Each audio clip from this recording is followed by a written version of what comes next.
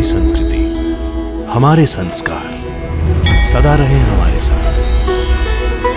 भारत की पुरातन गाथाएं और महान संतों की वाणी। सब्सक्राइब करें तिलक कथाएं। दीदी जहां भी होगी ठीक होगी पिताजी। उमाकांत भैया दीदी को बहुत प्यार करते हैं। दुख की हवा भी नहीं लगने देंगे दीदी को। बस एक बार मैं सुकन्या को देखना चाहता हूं, सिर्फ एक बार, वरना मैं इसी तरह अशांत होकर उसके बारे में सोचता रहूंगा। लेकिन हमें उमाकांत का पता भी तो मालूम होना चाहिए। पता मालूम हो सकता है माँ। कैसे?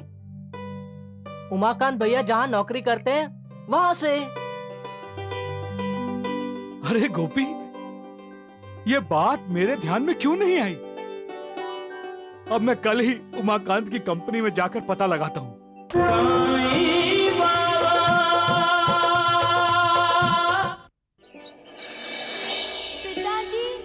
पिताजी ले, क्या हुआ?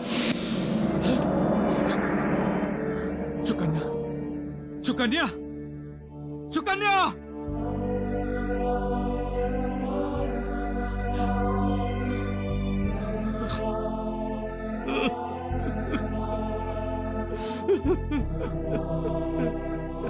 आप ऐसे ही आंसू बहाते रहेंगे तो हम भी धीरज खो बैठेंगे। क्या करूं? सुकन्या की यादें पीछा ही नहीं छोड़ती।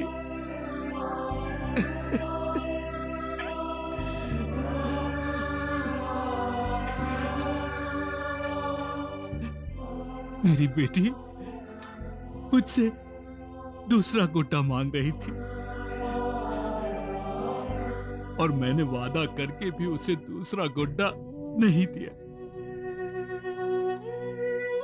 उसने दूसरा गुड्डा खुद ढूंढ लिया और फिर जब मैंने उसे उस गुड्डे के साथ खेलने से मना कर दिया तो वो उसे लेकर कहीं दूर चली गई। मुझसे अनुमति लेना तो दूर, मुझे बताया तक नहीं। डर गई होगी कि मैं फिर से उसे कहीं मना ना कर दूं। लेकिन हमें तो इस बात की खुशी होनी चाहिए कि वो अपने दूसरे गुड्डे के साथ है। हमें तो माँ सप्तश्रृंगी से ये प्रार्थना करनी चाहिए कि हमारी बेटी उमाकांत के साथ खुश रहे।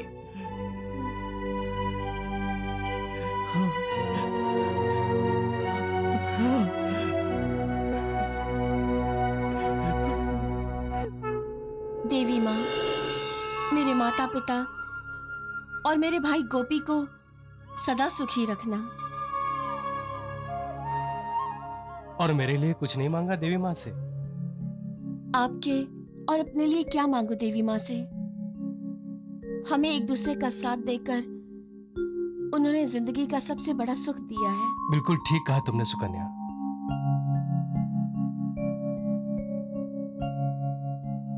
मैं आपके लिए नाश्ता लेकर आती हूँ।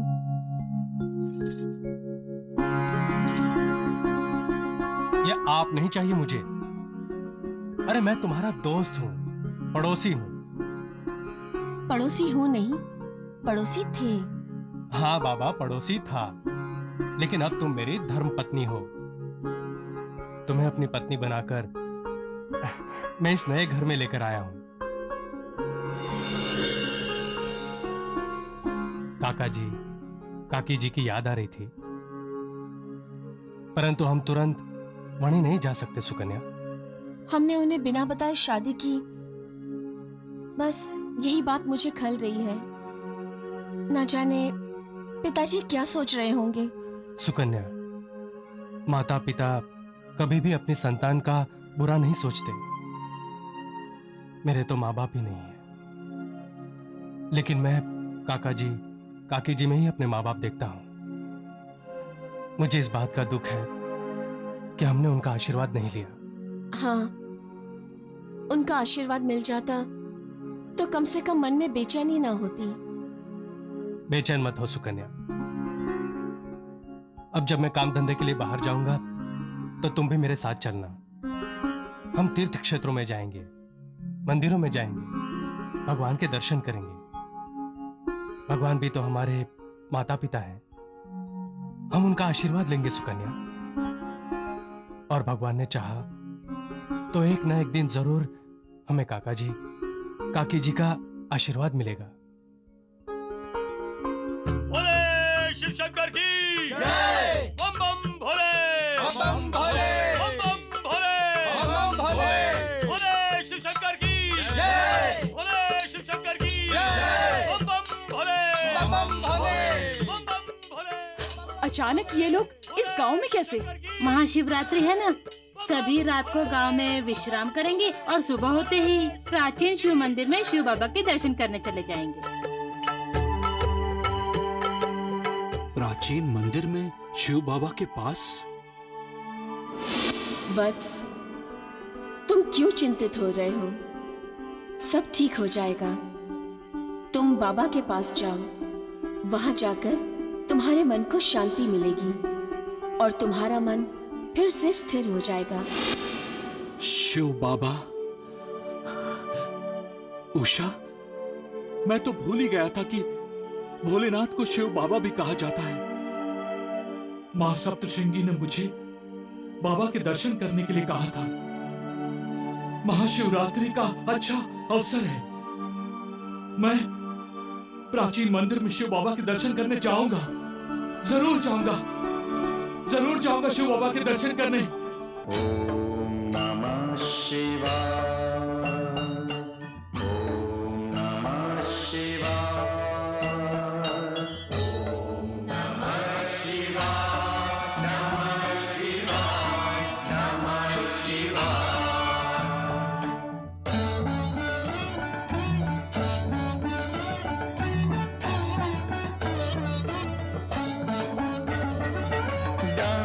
डमरुपाणि शूलपाणि हे नटराजन नमो नमो, नमो नमो, नमो नमो, नमो नमो, नमो नमो।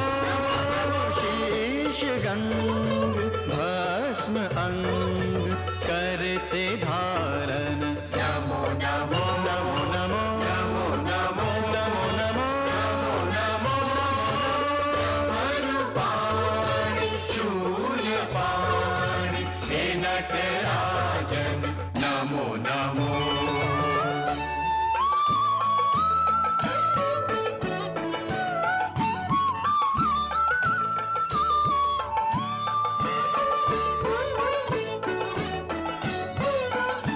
तुम आदि देव अनादि हो, तुम अंतहीन अनंत हो। ओम नमः शिवाय। श्रीमंत हो, भगवंत हो, हे नाथ गिरिजाकंत हो।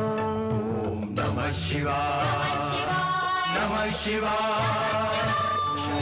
भोलेनाथ शिव शंकर की जय। भोलेनाथ शिव शंकर की जय। भोलेनाथ शिव शंकर की जय।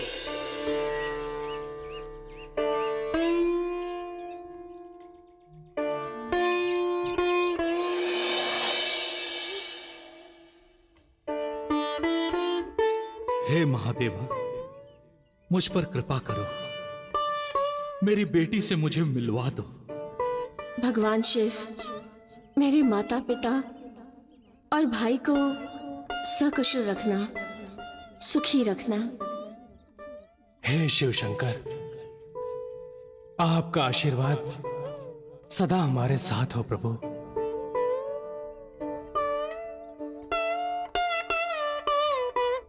क्यों भाई, भोलेनाथ के मंदिर में भी बेचैन हो तुम?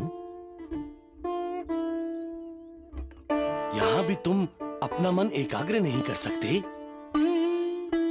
किसकी तलाश है तुम्हें? जो हमारे निकट है तुम उसे ही ढूंढ रहे हो। जय भोलेनाथ, जय भोलेनाथ। हे शिव बाबा, तुम्हारे दर्शन के बाद भी मेरा मन अशांत क्यों है?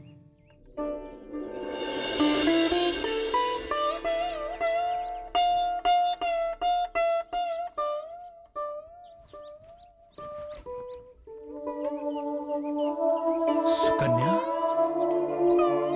सुकन्या बेटी, सुकन्या, उमाकांत, भोलेनाथ शिव शंकर की जय, भोलेनाथ शिव शंकर की जय, बेटी, सुकन्या, सुकन्या, शंकर की जय, भोलेनाथ शंकर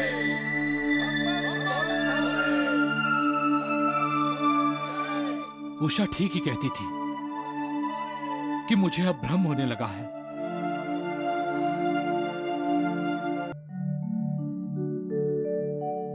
शिव बाबा के दर्शन हुए? हाँ, वो गोपी नहीं दिखाई दे रहा। गोपी तो पाठशाला गया है। ओ, सुकन्या और उमाकांत। जगदम्बा, जगदम्बा। शिव बाबा के दर्शन के बाद भी आपके चेहरे पर उदासी, क्या हुआ? सुकन्या की याद आ गई। मुझे लगा मां सप्तशृंगी के संकेत के अनुसार शिव बाबा के दर्शन से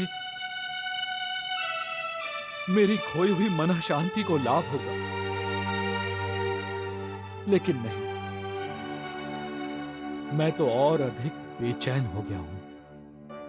शिव बाबा के मंदिर में सुकन्या जैसी कोई लड़की दिखाई दी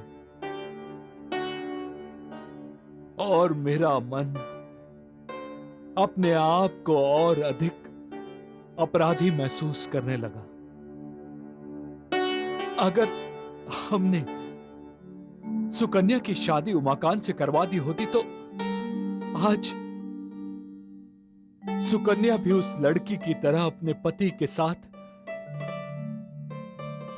शिव बाबा के दर्शन करने आती, हमसे आशीर्वाद लेती और फिर उसे सुखी देखकर हम भी सुखी होते। लेकिन हमने अपनी बेटी को दुख दिए, सिर्फ दुख, सिर्फ दुख। इंसान जब रोता है तो क्या तुम्हें खुशी होती है? तुम क्या भूल जाते हो मालिक कि इंसान को तुम्ही ने तो बनाया है, वो तुम्हारी ही तो संतान है। फिर क्यों उसे रुलाते हो, क्यों दुख देते हो उसे? क्या तुम्हें यह डर है कि इंसान दुखी नहीं होगा तो उसे सुख की अहमियत का पता कैसे चलेगा? क्या तुम ये बताना चाहते हो कि आंखों से आंसू नहीं बहेगा तो इंसान मुस्कुराहट की कीमत नहीं जान पाएगा? रहम करो मालिक, रहम करो, दया करो। इंसान गलती करता है तो उसे माफ कर दो मालिक, माफ कर दो। अपने किए पर पछताने वालों की सहायता करो। माता पिता की आंखों में आंसू अच्छे नहीं लगते, वो अपने बच्चों के आंसू पोंछते हैं। उनके आंसू कौन पोंछेगा मालिक? कब आएगा वो दिन? कब मालिक, कब? जब तुम्हारी दुनिया का हर कोई खुश होगा, सुखी होगा, मुस्कुराएगा, दुख दर्द का कहीं नामो निशान भी नहीं होगा। कब मालिक, कब? और कितनी तपस्या करनी होगी इंसान को, कितनी परीक्षा देनी होगी मालिक, कितनी परीक्षा देनी होगी? सबका मालिक एक।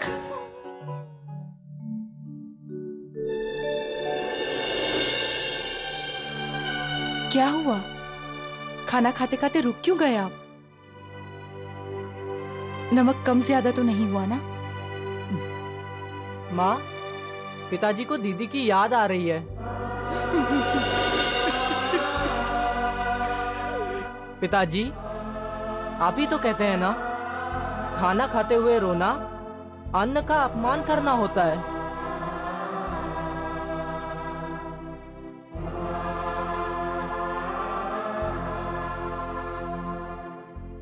दीदी जहां भी होगी ठीक होगी पिताजी। उमाकांत भैया दीदी को बहुत प्यार करते हैं, दुख की हवा भी नहीं लगने देंगे दीदी को।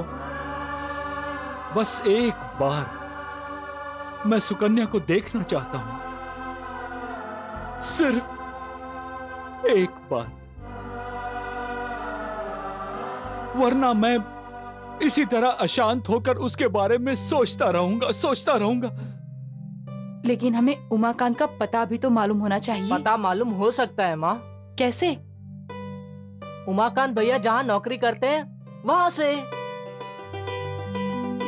अरे गोपी, ये बात मेरे ध्यान में क्यों नहीं आई? अब मैं कल ही उमाकांत की कंपनी में जाकर पता लगाता हूं। साक्षात्कार इंसान में परिवर्तन लाता है। साक्षात ईश्वर का हो, मालिक का हो, सच्चाई का हो या किसी भी चीज का हो, इंसान की दुविधा को खत्म कर देता है। साक्षात्कार दिशा दर्शक है, मार्गदर्शक है।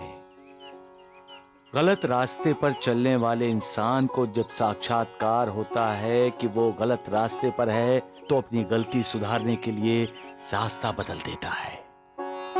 बुरी संगत में फंसे हुए इंसान को जब साक्षात्कार होता है, तो वो तत्काल बुरी संगत त्याग कर अच्छी संगत में आ जाता है। सद्हृदयता का साक्षात्कार होता है तो पत्थर से पत्थर दिल इंसान भी पिघल जाता है।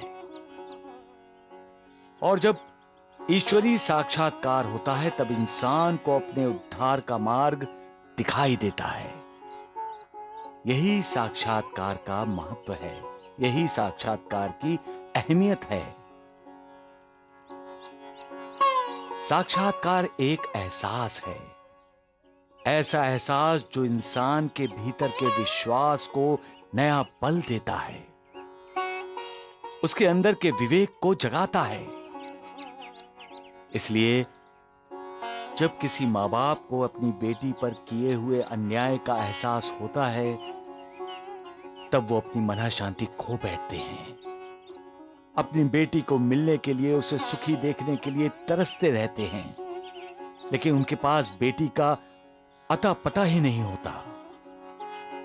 इसलिए जब उन्हें अपनी बेटी का अता पता मिलता है, तब उन्हें साक्षात मालिक के दर्शन होने का साक्षात्कार होता है। प्रणाम। प्रणाम। मैं उमाकांत से मिलने आया हूँ। उमाकांत जो यहाँ काम करता था? हाँ, उमाकांत जो यहाँ काम करता है। वो यहाँ काम करता था, अब वो यहाँ से काम छोड़ गया है। काम छोड़ गया है? घूमने फिरने की नौकरी थी ना, शादी के बाद छोड़ दी।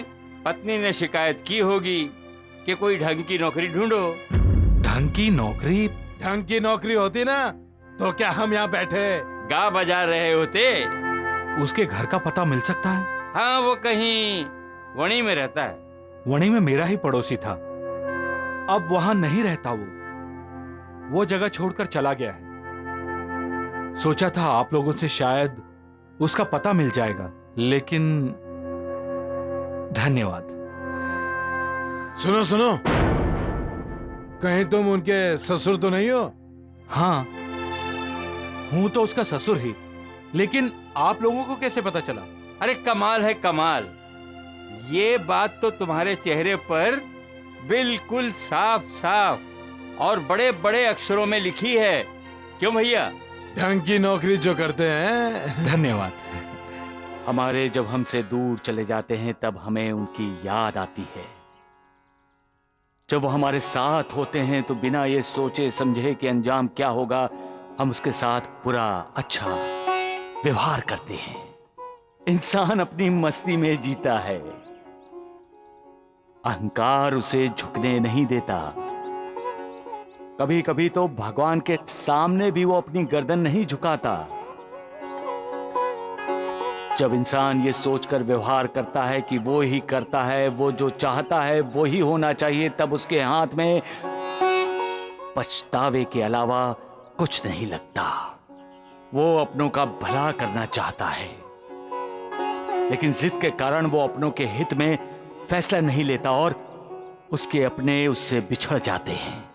और जब वो उन्हें ढूंढने जाता है और वो नहीं मिलते तो इंसान दुखी हो जाता है, आंसू बहाता है, जगह जगह अपनों को ढूंढता है, दिन रात इंतजार करता है उनका और अपनी मना शांति खो बैठता है। और अगर इंसान का अपना हमेशा के लिए बिछड़ गया हो तो इंसान बाकी बची जिंदगी में अपने आप को कोसता रहता है। तो फिर हम झगड़ते ही क्यों हैं? क्यों बहस करते हैं? अपनों की बातों पर गौर क्यों नहीं करते? जो हमें अच्छा लगता है जरूरी नहीं वो दूसरे को भी अच्छा लगे। तो हम उस अच्छे की जिद क्यों करते हैं? जाने वाले चले जाते हैं, जो पीछे रह जाते हैं वो उनकी याद में हमेशा बेचैन रहते हैं। पिताजी, पिताजी, पिताजी, पिताजी। अरे किसका खत है जो तुम इतना खुश हो रहे हो? तुम बताओ माँ, किसका हो सकता है? कहीं तुम्हारी दीदी का तो नहीं? आपने कैसे पहचाना? मतलब सचमुच सुकन्या का खत है? मेरी बेटी सुकन्या का खत है गोपी? हाँ पिताजी, दीदी ने खत भेजा है। सुना तुमने उषा? सुकन्या बेटी का खत आया है। मालिक पर आस्था रखने वाला, ईश्वर पर श्रद्धा रखने वाला, विश्वास रखने वाला इंसान जब ये सोचता है कि उसके लिए सारे दरवाजे बंद कर दिए गए हैं, तब उसे साक्षात्कार होता है कि मालिक ने उसके लिए एक और दरवाजा खोल दिया है। गोपी, ये खत मुझे दे दो। हाँ, पहले मैं पढ़ूंगा।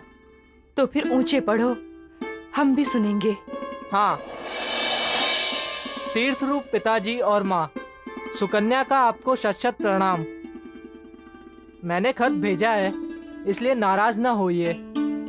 आपको बिना बताए मैं घर से आश्रम चली गई थी और आपके इच्छा के विरुद्ध मैंने उमाकांत से शादी कर ली। मैं जानती हूँ आपका मुझ पर क्रोध है, आप नाराज हैं मुझसे।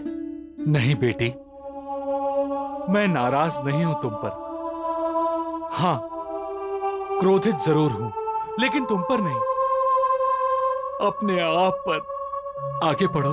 फिर भी मैं आपसे आशीर्वाद चाहती हूँ, अपने लिए भी और उमाकांत के लिए भी, और हमारी घर गृहस्थी और घर परिवार के लिए भी। माँ, पिताजी, हमें आशीर्वाद देंगे ना आप? मैंने सुकन्या को कितने कष्ट दिए, फिर भी वो मुझे माँ का सम्मान दे रही है। हमारा आशीर्वाद हमेशा तुम्हारे साथ है बेटी। अभी अभी मैं और उमाकांत शिव बाबा के दर्शन करने गए थे। सुकन्या, सुकन्या बेटी, सुकन्या, उमाकांत। भोले शिव शंकर की जय, भोले शिव शंकर की जय, भोले शिव शंकर की जय, भोले शिव शंकर की जय, सुकन्या, सुकन्या।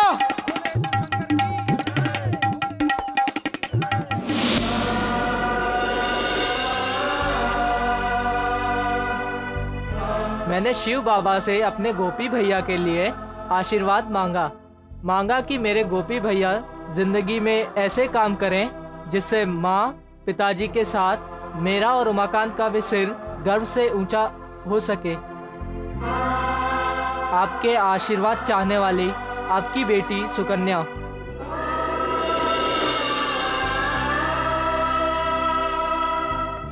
नसीब का लिखा कोई नहीं मिटा सकता। जो होनी है वो होकर ही रहती है। इसलिए अपना लक्ष्य सामने रखकर भी इंसान उसे पा नहीं सकता है, और जब उसे इस बात का एहसास होता है तब वो पछताता है, आंसू बहाता है। परंतु आंसू बहाने से कभी बीता हुआ वक्त सामने नहीं आ जाता। वक्त किसी के लिए नहीं रुकता। जो वक्त के साथ चलते हैं, वक्त के साथ बदलते हैं, वक्त की पुकार सुनते हैं, वो बहुत कम पछताते हैं।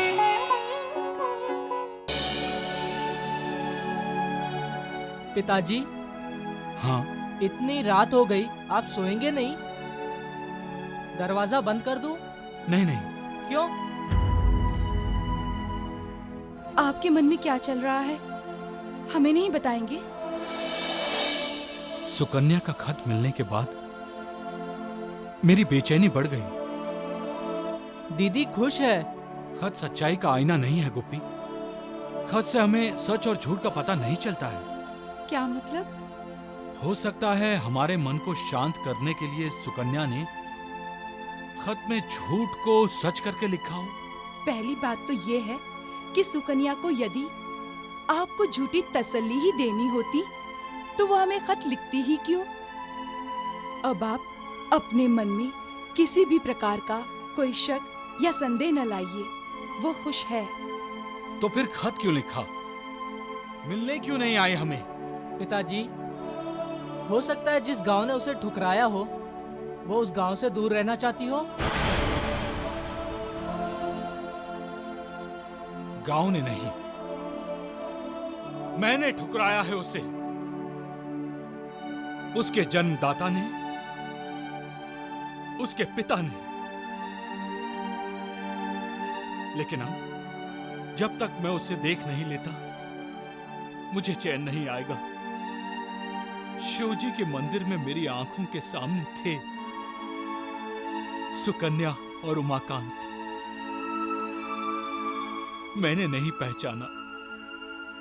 कितनी बड़ी सजा दी है मां सप्तशृंगी ने मुझे। सुकन्या अब भी मुझ पर विश्वास नहीं कर रही है, इसलिए कि वो शिव मंदिर तो गई लेकिन वणी नहीं आई। गोपी उषा, आज से बल्कि अभी से हमारे घर का दरवाजा कभी बंद नहीं होगा, हमेशा खुला रहेगा। मैं दरवाजा खुला रखकर सुकन्या को यह विश्वास दिलाना चाहता हूं कि उसके लिए हमारे घर का, हमारे दिल का दरवाजा उसके लिए हमेशा खुला रहेगा, सदा खुला रहेगा। दिया बुझा दो सुकन्या। नहीं। क्यों? सोना नहीं है? पता नहीं क्यों मेरा मन बार बार कह रहा है कि पिताजी मेरा इंतजार कर रहे हैं। खत तो लिख दिया है ना तुमने? स्वयं तो जाकर नहीं मिली ना। वहां जाओगी तो तुम्हारा अपमान होगा। बड़ों द्वारा किया हुआ अपमान हमें अपमान मानना ही नहीं चाहिए। तो फिर तुम घर से क्यों भाग गई थी? अपमान की वजह से नहीं भागी थी। मेरे कारण पूरे परिवार को तकलीफ हो रही थी। पिताजी की दुविधा मुझसे देखी नहीं जा रही थी। गांव में उन्हें सर झुकाकर चलना पड़ रहा था। मेरे अस्तित्व के साथ कई सवाल खड़े हो रहे थे और अपने अस्तित्व को मिटाने का धैर्य मुझ में नहीं था। इसीलिए मैं आश्रम चली गई। लेकिन माँ को, पिताजी को, गोपी को और तुम्हें पल भर के लिए भी नहीं भूली थी। अब भी दिल में यही सवाल है कि खत पढ़कर पिताजी को क्या लगा होगा, क्या प्रतिक्रिया होगी उनकी। वो मुझे बहुत प्यार करते हैं, लेकिन हालात की वजह से वो मजबूर हो गए थे। यदि वो मेरे कारण अपने आप को अपराधी मानते रहेंगे, अपने आप को कोसते रहेंगे, तो मैं अपने आप को पापी समझूंगी। हमें शिव मंदिर से वणी जाना चाहिए था। माँ, पिताजी और गोपी से मिलना चाहिए था। एक दिन जरूर जाएंगे। एक दिन? वो दिन कब आएगा? जब तुम मेरे होने वाले बच्चे की माँ बनोगी।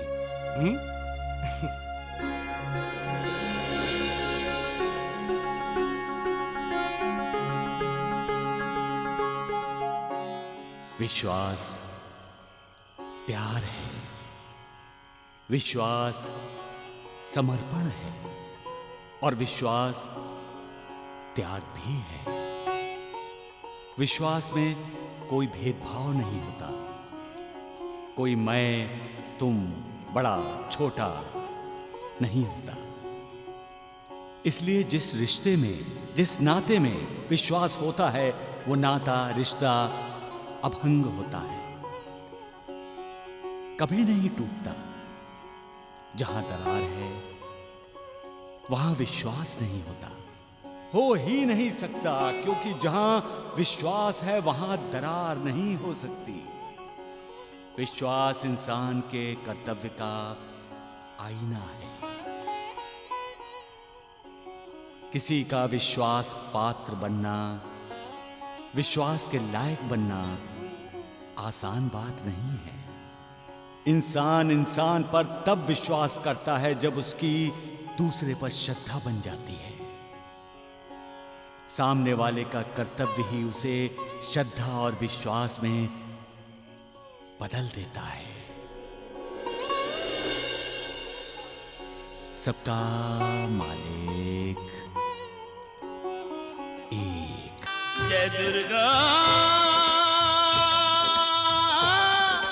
जय माता, जय दुर्गा, जय दुर्गा, जय माता, जय माता, जय दुर्गा, जय दुर्गा, जय माता, जय माता, जय सिंह वाहिनी, जय असुर नाशिनी, सिंह वाहिनी, असुर नाशिनी, शैल सुजाता, जय दुर्गा, जय दुर्गा, जय माता, जय माता। तुम्हारी कृपा अपरंपार है मां, तुम दयालु हो, इसीलिए तो मेरी बेटी मुझे दिखाई दी, परंतु मैं अभागा, उसे मिल भी नहीं सका। तुमने उसे सकुशल रखा है मां, मैं तुम्हारा कृतज्ञ हूं। आपकी आज्ञा अनुसार मैं शिवजी के मंदिर गया था, लेकिन बाबा के दर्शन होकर भी मेरा मन अशांत रहा। ऐसा क्यों हो रहा है मां? मैं क्यों बार बार विचलित हो रहा हूं? इसका कारण कहीं सुकन्या पर किया गया अन्याय तो नहीं मां? मैं कब अपनी बेटी से मिल सकूंगा मां? कब मुझे मन शांति मिलेगी मां? कब कब?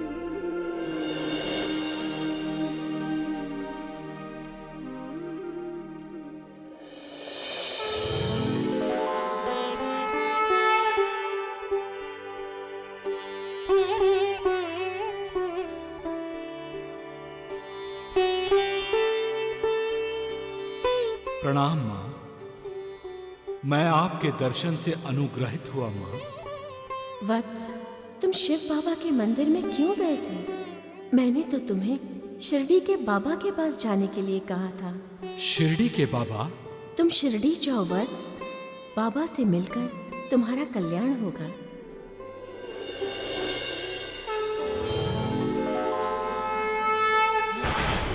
मां! मां! मां! अब मैं शिरडी के बाबा को कहां ढूंढूं मां?